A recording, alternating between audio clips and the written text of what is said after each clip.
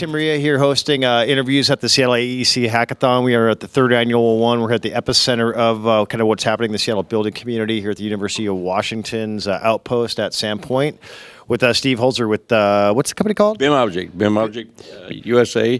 Technically, we're based out of Malmo, Sweden, but we have a wholly owned subsidiary here in the States. So what is your background and what brings you to the event here? My background has been, I've lived on a bridge all my life. And people say, what do you do? I say I mix oil and water. I implement technology and develop technology for the built environment. I've worked in both construction companies, in purchasing, in cost definition, as well as worked in architectural firms back years ago with the early stages of technology of CAD, which is essentially where we were drawing then, which we're moving away from now and getting into modeling. But very cool. So you've seen the industry grow and go through growing pains and stuff like that. So what does BIM Object do to solve problems in the space? BIM Object, we provide a platform for building product manufacturers all over the world. We're data agnostic in terms of format. We look for interoperable data that is provided by all building product manufacturers, anything from HVAC systems to toilet paper holders to plumbing pipes to concrete to wallpaper, doesn't matter. So we're a platform that they're able to, we store their content or we display their content. Objects plus some metadata that describes them. So if I go through a model, I can... Yes, technically. So in a lab situation, you could drag a refrigeration unit off of a site somewhere, drop it into the model. Not only would it know the dimensions and the space that refrigeration unit was going to take up for, say, a lab refrigerator, you would also know the energy analysis or the energy requirements, the other, how much it weighs, all of these meta aspects, what the heat gain is, so it helps understand how much HVAC needs to make up for the heat added to the room. And so anyway, it's all about providing the data necessary to begin using this model, not just the geometry model, but the model smart, I guess. Makes it smart with the properties to do an analysis, and then even doing what ifs. In an energy analysis, a sun study using different glazings, because we have all the values, we understand the values, the transmission values and everything of the properties. They can do a what if scenario on different scenarios for configuring a building. Yeah. So then what do you see as kind of a really cool convergence point between what you're doing and AR, VR technology and what we saw here today, voice? Yeah, well, the AR, VR space, I think, becomes another tool, another great tool.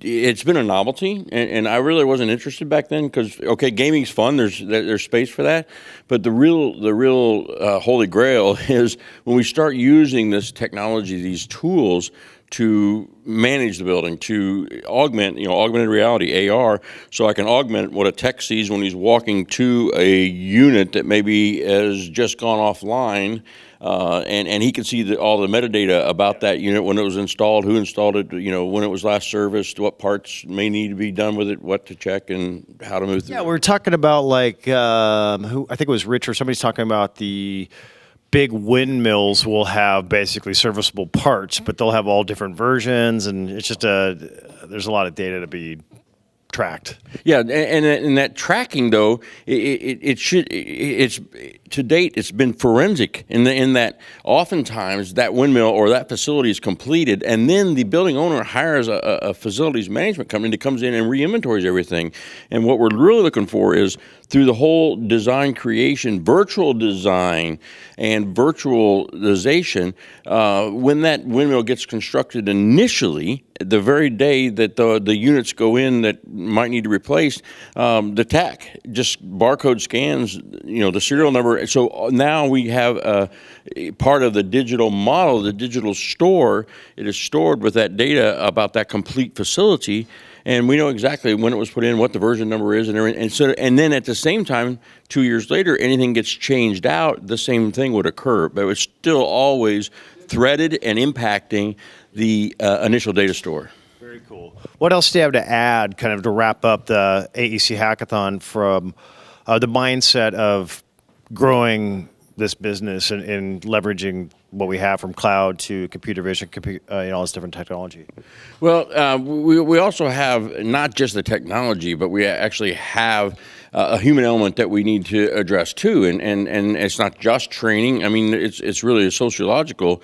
We formed years ago. Damon primarily and Greg and a number of us came together and formed the AEC Hackathon primarily because we had brilliant software developers, brilliant game developers, brilliant folks in that space. We also had incredible craftsmen, incredible construction managers, incredible folks managing the construction process, but the two never met.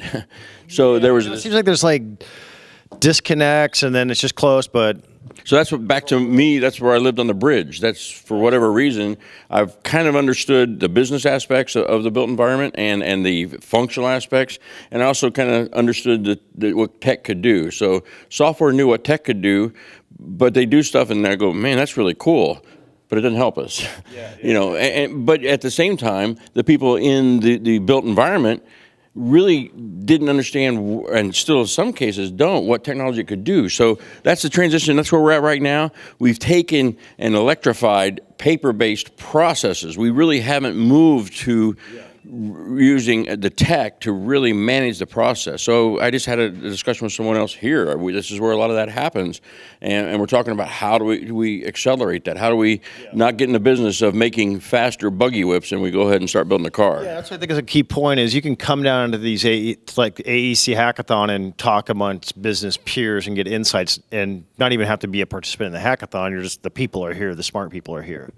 Yeah, well, and not only just smart, passionate. I mean, these weekends we bring people in. I mean, BIM Object, that's why we support this, is we want to see, the digitalization of the built environment move forward.